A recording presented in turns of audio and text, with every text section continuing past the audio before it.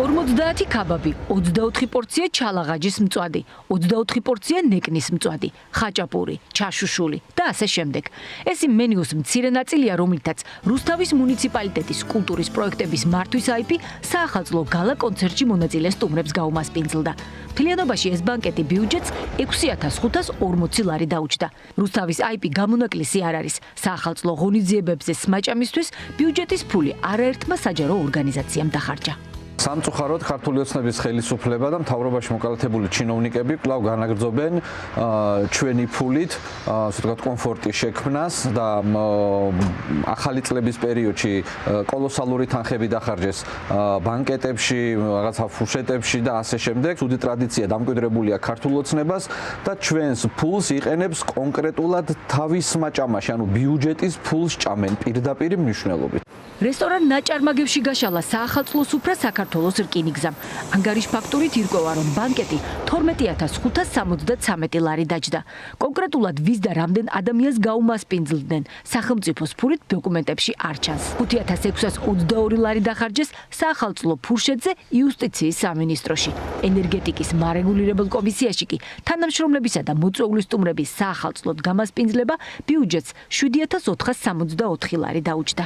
როდესაც ჩვენ გვაქვს საკმაოდ არასტაბილური პოლიტიკური ვითარება ქვეყანაში, როდესაც გვაქვს საკმაოდ სერიოზული გაჭირვება, როდესაც ინფლაციის მაჩვენებელი ორნიშნა არის სასურსათო კალათაზე, ვფიქრობ, რომ ეს არის ალბათ ყველაზე არასწორი ნაბიჯი, რასაც ხელისუფლების წარმომადგენლები გავენა.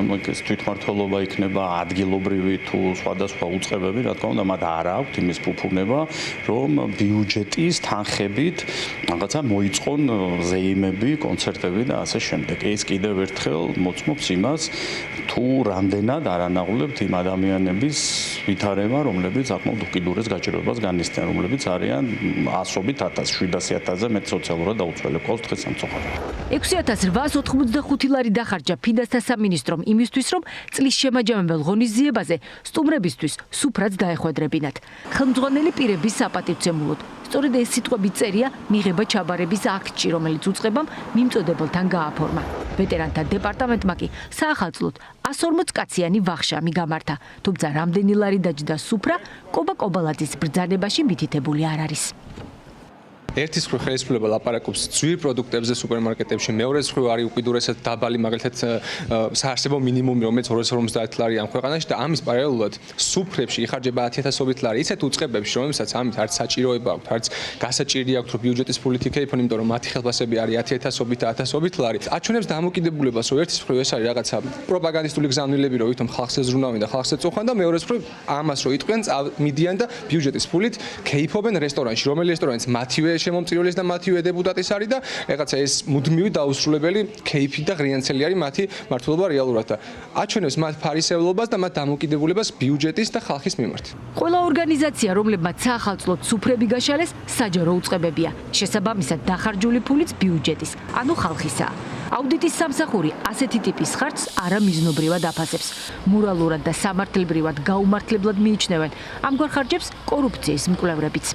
რეკომენდაციის სახით გამოცემული აქვს სახელმწიფო აუდიტის სამსახურს, რომ მსგავსი ხარჯები, როგორიც არის ფურშეტები, როგორიც არის რესტორნებში, ასე ვთქვათ, სუფრების გაშლა, ეს არის არარაციონალური ხარჯი. ჩვენ ხვდებით, როდესაც მაგალითად კონცერტი ჩაატარა რომელიმე პირობითად რუსთავის მერიამ და კონცერტში მონაწილე მომღერლები, რომელსაც გადაუხადეს გარკვეული ჰონორარი, ამის შემდეგ მიყავთ და რესტორანში უმასპინძლდებიან. იმ ფონზე, როცა მძიმე სოციალური ფონის გამო ათეულობით 1000 ოჯახი არსებობისთვის იბრძვის, მხოლოდ 6 საჯარო ორგანიზაციას სარესტორნო მომსახურებაზე საახალწლო ჯამში 50000 ლარამდე აქვს დახარჯული. ეს კი საჯარო დაწესებულებების მიერ გაწეული არამიზნობრივი ხარჯის მხოლოდ მცირე ნაწილია.